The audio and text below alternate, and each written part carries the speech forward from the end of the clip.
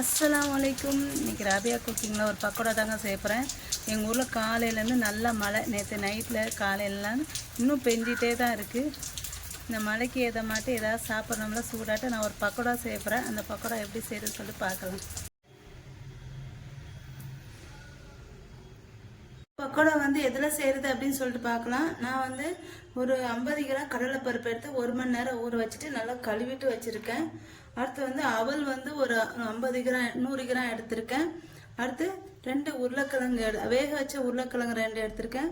2 வெங்காயம், கொஞ்சம் மல்லி இலை, கருவேப்பிலை. மசாலா எல்லாம் போடும்போது சொல்கிறேன். ஃபஸ்ட்டு இந்த கடலைப்பருப்பை ஒரு ஜாரில் சேர்த்துட்டு 1-2 அரைச்சி எடுத்துக்கிறேன். இந்த கடலைப்பருப்பை இந்த கடலைப்பருப்போடி ஒரு 3 பல்லு பூண்டு போட்டு 1-2 அரைச்சிக்கிறேன். பூண்டு சேர்த்துக்கோங்க. பாருங்க, இந்த மாதிரி 1-2 அரைச்சிக்கணும். இப்போ இதை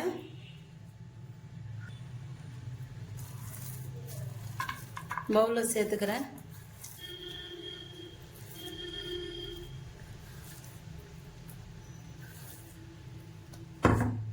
இப்போ சேர்த்துட்டு இதில் அவலை சேர்த்துக்கிறேன்.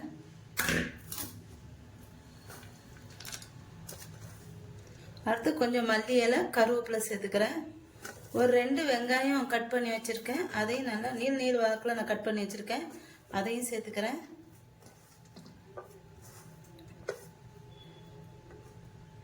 அடுத்து இந்த உருளைக்கிழங்கு திருவி சேர்த்துக்கிறேன்.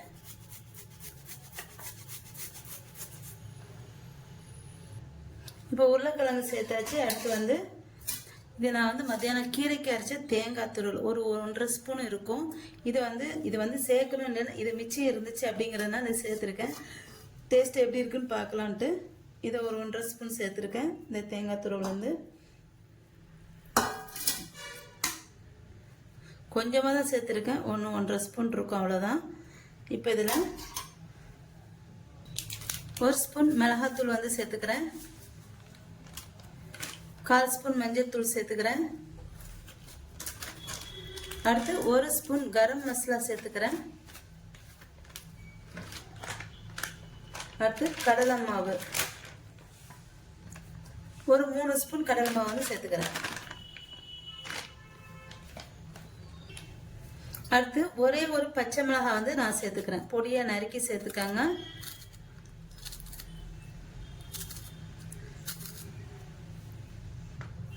தேவையான அளவு உப்பு சேர்த்துக்கிறேன். அடுத்து சீரகத்தூள் ஒரு 1/2 ஸ்பூன் சீரகத்தூள் சேர்த்துக்கிறேன். அடுத்து சோம்பு ஒரு 1/2 ஸ்பூன் சேர்த்துக்கிறேன். சோம்பு முழு சோம்பு இது ஒரு 1/2 ஸ்பூன் சேர்த்துக்கிறேன். இப்போ இது எல்லாத்தையும் நல்லா கலந்து விட்டுக்கலாம்.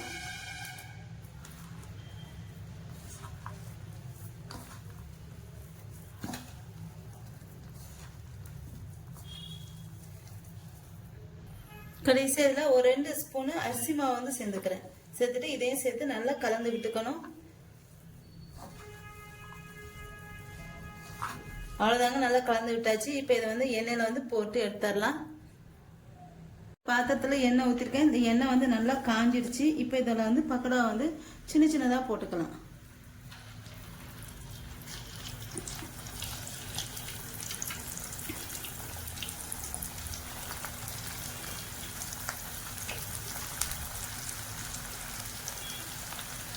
இந்த மாதிரி எல்லா பக்கோடையும் போட்டுக்கோங்க.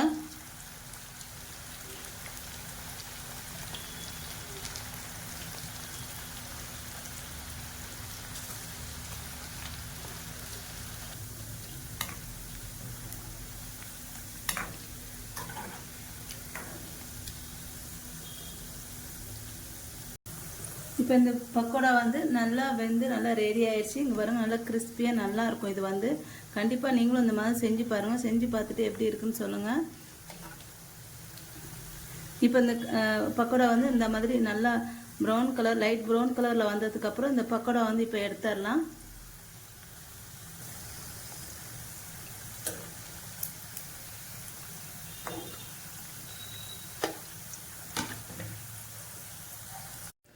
பக்கோடா ரெடி ஆயிடுச்சு. இந்த பக்கோடா சூப்பராக இருக்கும், ரொம்ப நல்லாயிருக்கும். உருளைக்கிழங்கு அவல் சேர்த்து பக்கோடா ரொம்ப டேஸ்ட்டாக நல்லா இருந்துச்சு. கண்டிப்பாக நீங்களும் இந்த மாதிரி ட்ரை பண்ணி பாருங்கள்.